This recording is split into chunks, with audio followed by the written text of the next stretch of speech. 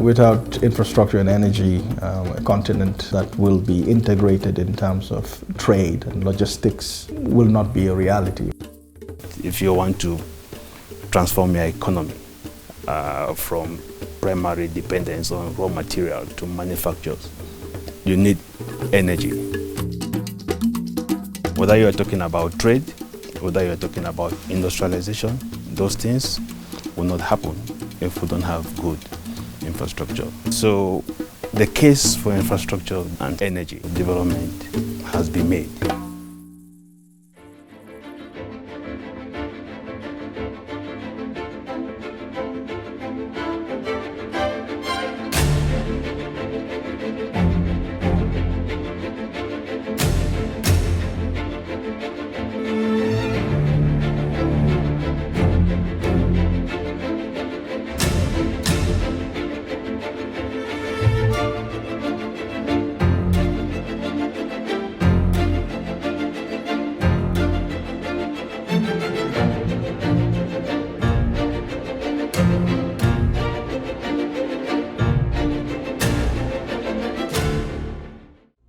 Africa is at a crossroads, with some of the fastest growing economies in the world and the youngest demographics on the planet. The growing infrastructure demand presents a critical challenge for Africa if it intends to compete in the global and regional trade markets that depend on speedy and reliable delivery. The quality of Africa's infrastructure has a direct impact for trade, the cost of trade. Take, for instance, the transport situation of the continent. Inadequate transport infrastructure raises transport costs, transaction costs, which makes Africans' products not competitive. Infrastructure, as we know, is so important because it creates jobs, it creates opportunities for young people on the continent, and it also connects countries. It builds bridges, it connects people, it connects communities.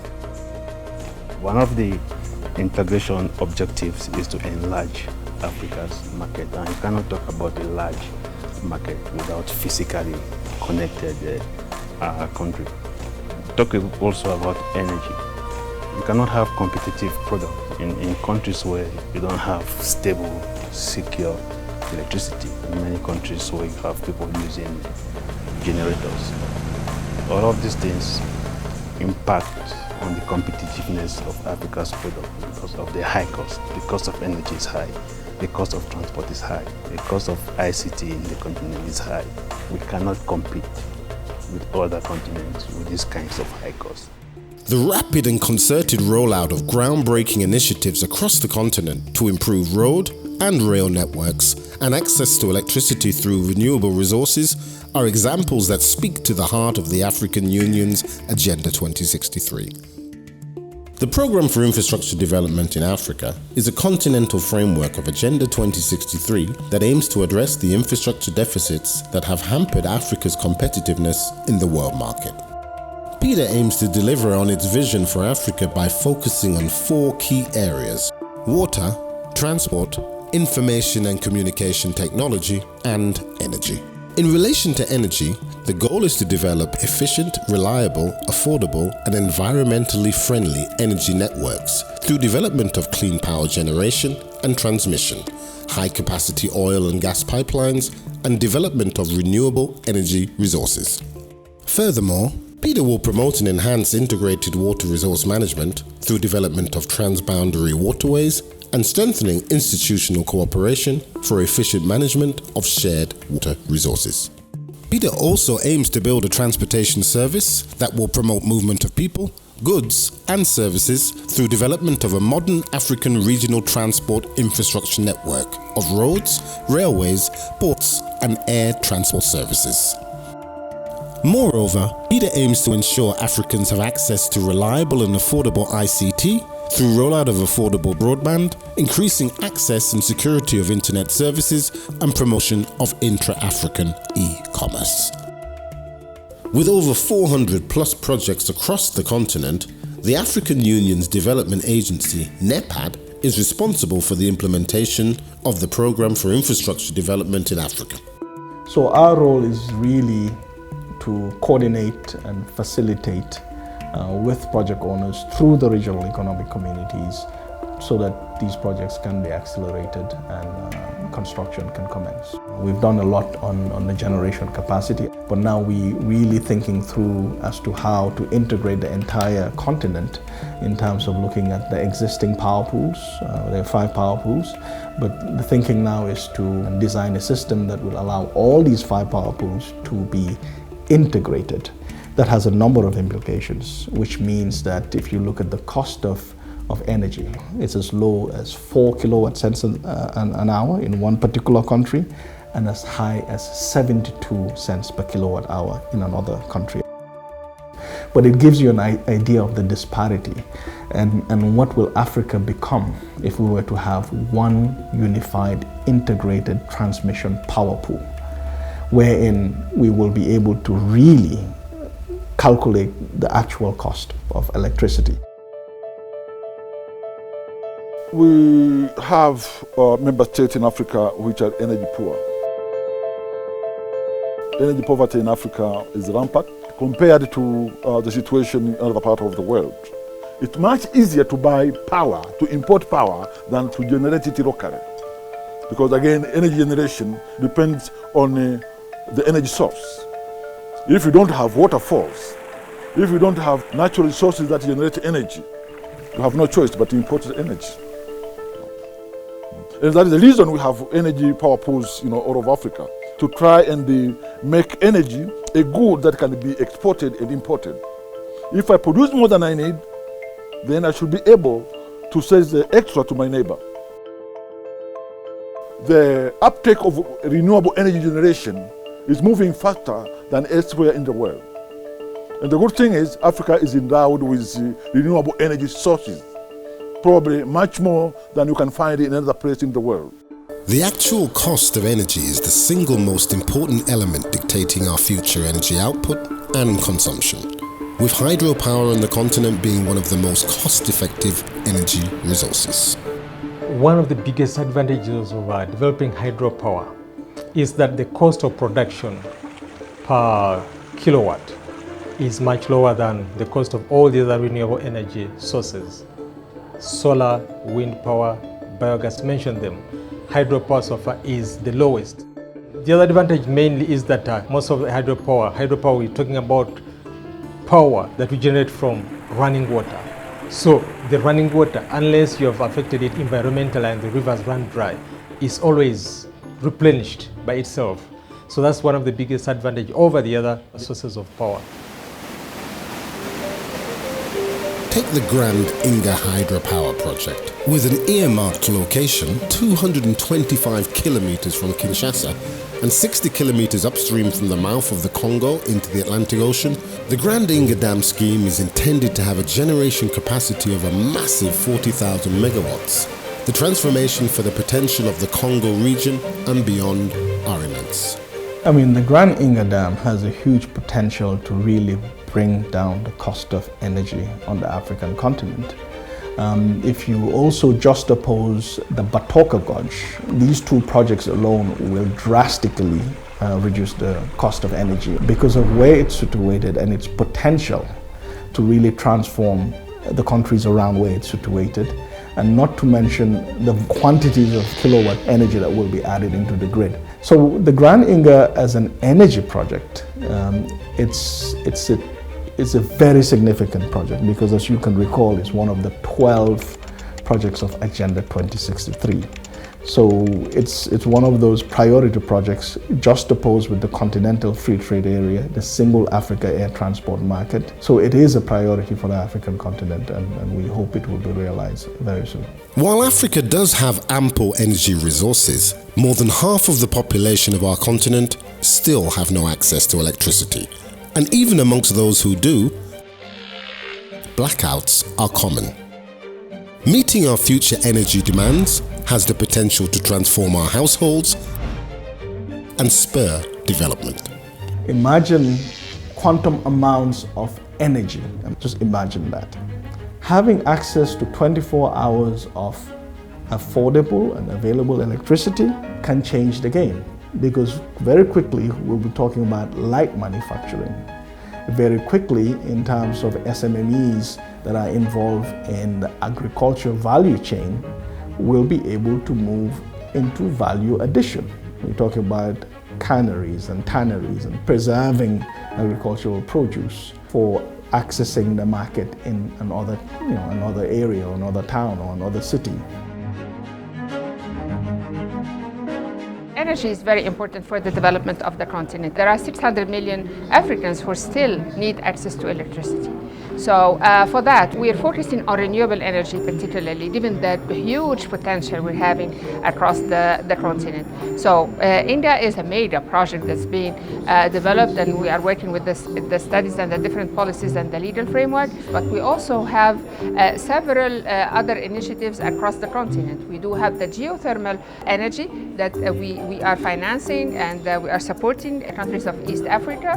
We are working for the remote areas, because we don't want the remote areas or the small villages to be left behind, so the mini grids and the off-grid solutions, but also the transmission of electricity across border.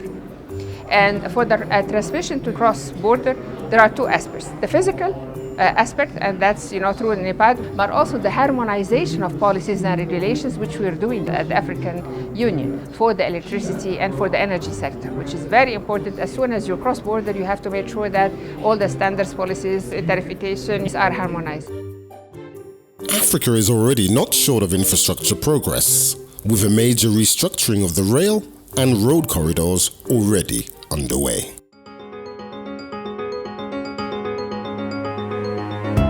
Railway initiatives are on. Our advocacy is for expansion and more modernization of the existing railways, and also a railway line is a future transport choice for Africa. Addis Ababa to Djibouti, the railway is functional. In Kenya, you have Mombasa to Nairobi, which will be extended later on to Rwanda and Uganda and so on. That is happening. In other parts of the continent, you have the North-South corridor, which is linking the ports of Southern Africa to Eastern African countries. And in fact, we are also beginning to see the political will.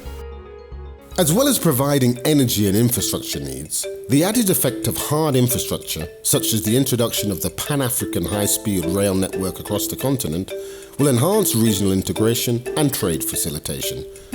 The integrated high-speed train network is one of the flagship projects of the African Union and aims to connect all African capitals and commercial centers through an African high-speed train network, thereby facilitating the movement of goods, services, people, as well as increasing connectivity, reducing transport costs, and relieving congestion of current and future systems. African cities are gradually changing into mega cities. The city of Kinshasa is now more than 15 million. In 5 years, it will probably be 20 million or more. Environmental concerns, coupled with the safety issues, will put railways on the forefront of all other transport modes. So, inevitably, I think the future of Africa, the connectedness of Africa, the efficiency and the effectiveness of the continental free trade area will have demands that can only be met by a high-speed train. Well, there are a number of implications. I mean, first of all, it transforms the African continent holistically. The fact that we're going to have a high-speed rail network connecting cities on the African continent, seamlessly connecting cities, really cutting down travel time, going across borders. That has a number of implications. Secondly, it will also bring down the cost of travel in terms of air travel, because automatically you'll have an alternative to air travel.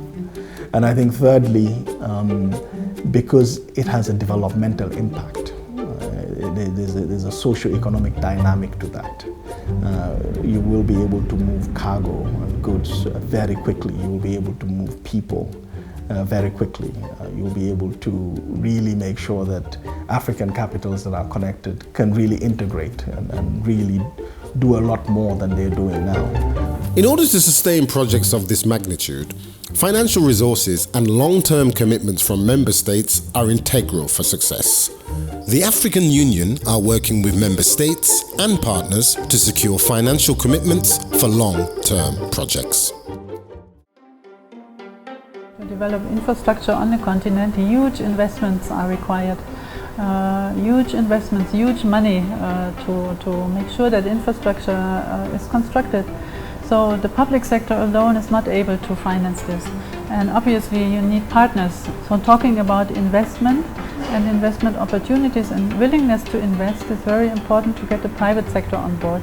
And together with the African Union Commission, NEPAD, and with our support, a continental business network was established with a membership of 30 private companies. And this continental business network obviously looks into the funding needs and promotes these projects and looking for investors for these projects. Most African governments spend on infrastructure. In fact, 62%, between 62 to 70% of Africa's infrastructure is publicly funded. So it's a strain, and that's why the NEPAD agency has been really focusing on bringing private sector on board. There are certain countries that have commercial banks that are also considering putting investments into vehicles that will require long-term patient capital. And I think the PIDA program, the Program for Infrastructure Development in Africa, with its set of projects, if well packaged and properly structured, which we are involved in doing, we should be able to also attract these various types of investments, from the institutional investors to commercial banks putting money into it. And of course, private capital will always put money into these projects. And of course, the development finance institutions.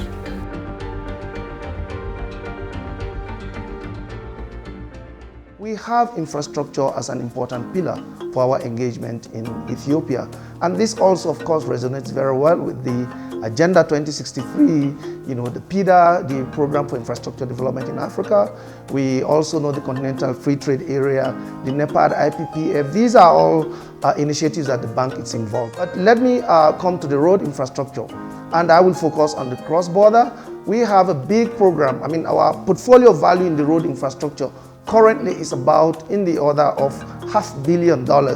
A significant project among these, which is a cross-border project, is the Mombasa-Nairobi-Addis Road Corridor Interconnectivity Project.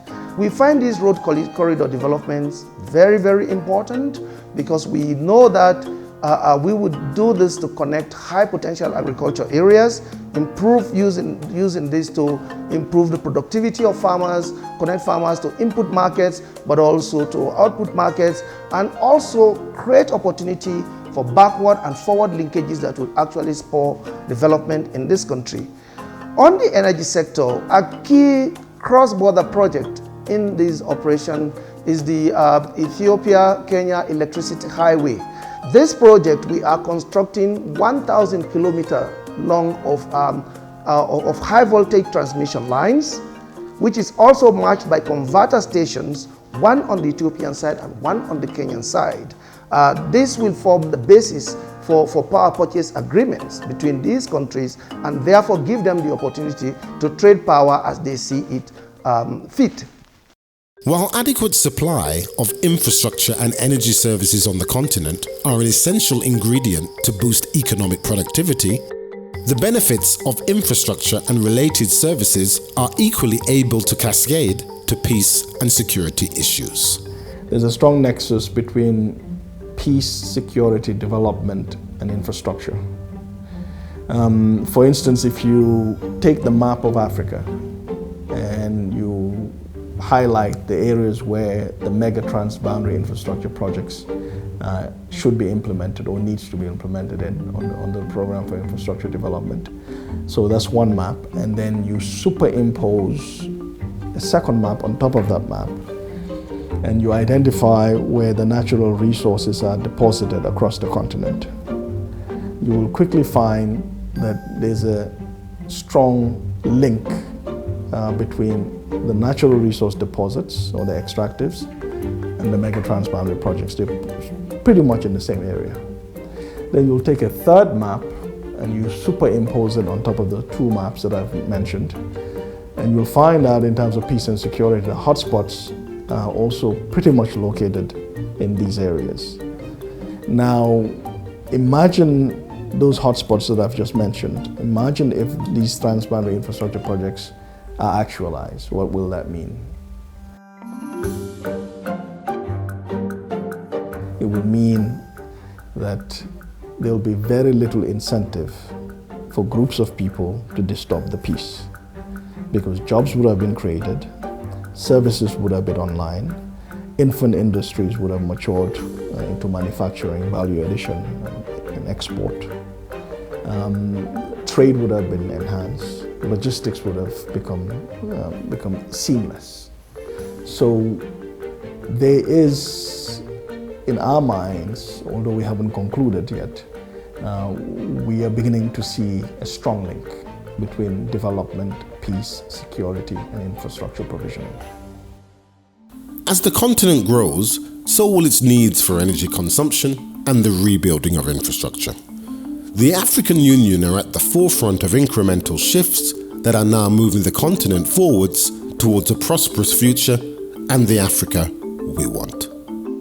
Africa, given the good economic performance for the last decade or so, the middle income is increasing. People with disposable income, people who want to spend, people who want good services.